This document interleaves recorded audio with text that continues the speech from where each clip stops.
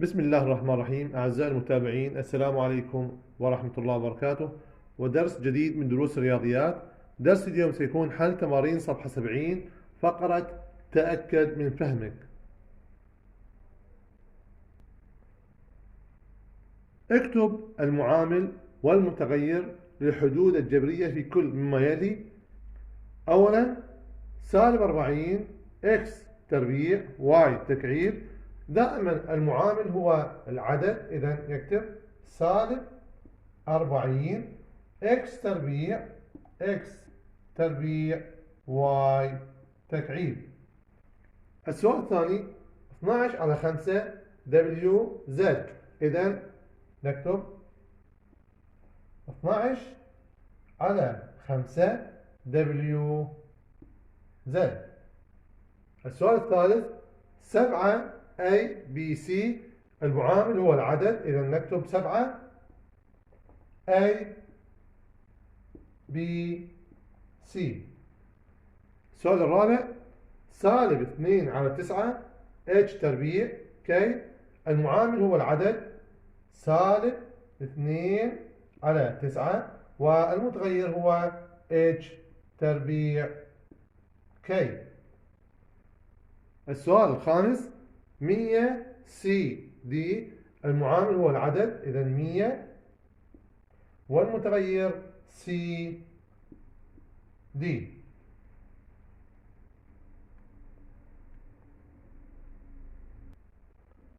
السؤال السادس اكتب 5 حدود متشابهة للحد الجبري الآتي. السؤال السادس x تربيع y أس 5 z أس 4. لإيجاد حدود مشابهة للحد المعطى الرمز يجب أن يكون متشابه لكن المعامل متغير. إذا سوف يكون 2 x تربيع y أس 5 z أس 4. نلاحظ الرمز متشابه لكن المعامل متغير.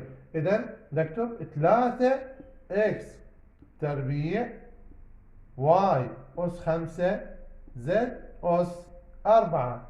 لاحظ الرمز متشابه لكن المعامل متغير. 3 2. إذا نكتب 5 أو 6 أو 7. إذا 6 x تربيع y أس 5 و z أس 4. أيضا نكتب 7 x تربيع y أس 5 z أس 4. الرمز يجب أن يكون مشابه لكن المعاملات يجب أن تتغير. إذا 8 x تربيع y أس 5 و z أس 4.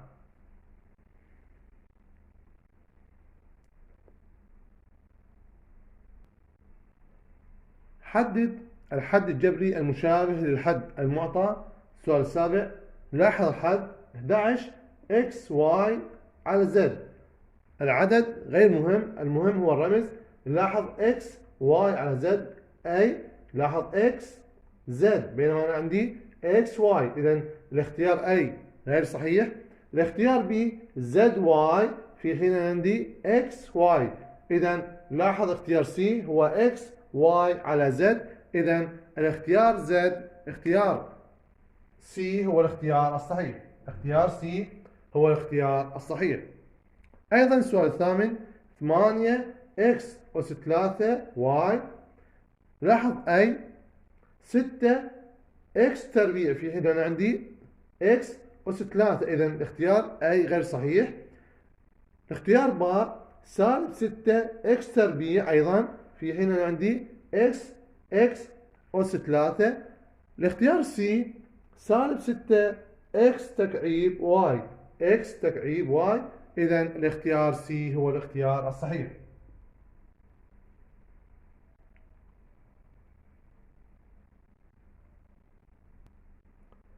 فقرة تدرب وحل التمرينات. اكتب المعامل والمتغير في الحدود الجبرية الآتية. السؤال التاسع 24 x y z. المعامل هو العدد، إذا نكتب 24 والمتغير هو الرمز، إذا نكتب x y z. السؤال العاشر، مطلق سالب 8 R تربيع V تربيع. إذا المعامل هو موجب 8، نأخذ المطلق سالب 8 هو 8، والمتغير هو R تربيع V تربيع. سؤال 11، سالب 4 AB، المعامل هو سالب 4 والمتغير هو AB. سؤال 12، جذر تربيع العدد 121 H تربيع K تربيع. الجذر التربيع العدد 121 هو 11، إذا المعامل هو 11، والمتغير هو H تربيع K تربيع.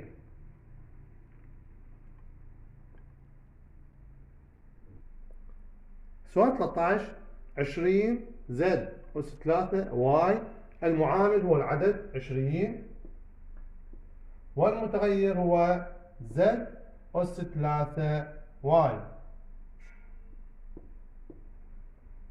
سؤال 14، العامل أو المعامل هو العدد 2 على 16 والمتغير هو X Y. سؤال 15، المعامل هو 36 والمتغير هو MN. سؤال 16، المعامل هو العدد 3 والمتغير هو MN، M تربيع N تربيع. سؤال 17، المتغير هو 10 على 12، 10 على 12 والمتغير هو R تربيع V. سؤال 18، المعامل هو عدد 1 والمتغير هو X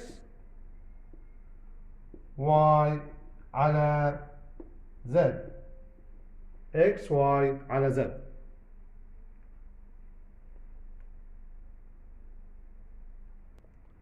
حدد الحد الجبري المشابه للحد المعطى. سؤال 19، لاحظ الحد المعطى هو مطلق سالب 5 X Y. لاحظ العدد غير مهم، إنما المهم هو الرمز. لاحظ X Y أي X تربيع Y، إذا غير مشابه، نختار باء. X Y تربيع أيضا غير مشابه، في حين C هو 12 X Y، إذا الاختيار الصحيح هو C. سؤال 20، الجذر التكعيبي لعدد 8 Z W تربيع. لاحظ Z W تربيع، سؤال أو اختيار A هو Z تربيع W تربيع غير مشابه، B Z W تربيع، في حين لاحظ Z W تربيع Z W تربيع، إذا الاختيار الصحيح هو B. سؤال 21، 6 MN 6 MN. لاحظ أي 6 N تربيع N، إذا الاختيار أي غير صحيح. سؤال B أو اختيار B 6 MN تربيع أيضا غير صحيح، إذا نختار اختيار C 6 MN، إذا C هو الاختيار الصحيح.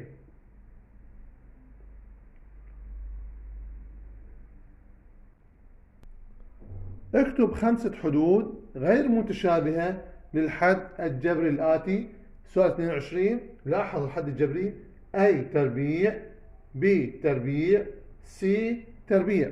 مجرد أن نغير في الأسس يصبح لدينا حد جبري مخالف للحد الجبري الأول أو غير مشابه. إذا نكتب مثلا 2 A B تربيع C تربيع، أصبح لدينا حد جبري غير مشابه للحد الجبري الأول. لاحظ A في حين الحد الجبري الأول هو A تربيع، إذا أصبح حد جبري مخالف له. إذا نكتب 3 A تربيع B C تربيع، أيضا أصبح حد غير مشابه. نكتب مثلا 4 A تربيع B تربيع و C. أيضا نستطيع أن نكتب 5 A أس 3 B أس 3 وسي تربيع. أيضا نستطيع أن نكتب 6 A تربيع B أس 3 C. إذا مجرد أن نغير في الأسس يصبح لدينا حد جبري مخالف أو غير مشابه للحد الجبري الأول. سؤال 23 الجذر التربيعي لعدد 16 Z Y تربيع. إذا نستطيع أن نكتب جذر 16 Z تربيع Y تربيع. أصبح لدينا حد جبري غير مشابه للحد الجبري الأول. نستطيع أن نكتب 6 Z Y. أصبح لدينا أيضا حد جبري مخالف أو غير مشابه للحد الجبري الأول. نستطيع أن نكتب أيضا 2 Z أس 3 Y أس 3. 4 مثلا Z أس 5 Y. ونستطيع أيضا أن نكتب 3 أو 5 أو أي عدد 3 Z أس 2 و Y أس 4. مجرد أن نغير في الأسس يصبح لدينا حد جبري غير مشابه للحد الجبري الأول. إلى هنا أعزائي المتابعين ينتهي درسنا لهذا اليوم. لا تنسى الاشتراك في القناة وتفعيل زر الجرس والإعجاب بالفيديو ليصلك كل جديد. السلام عليكم ورحمة الله وبركاته.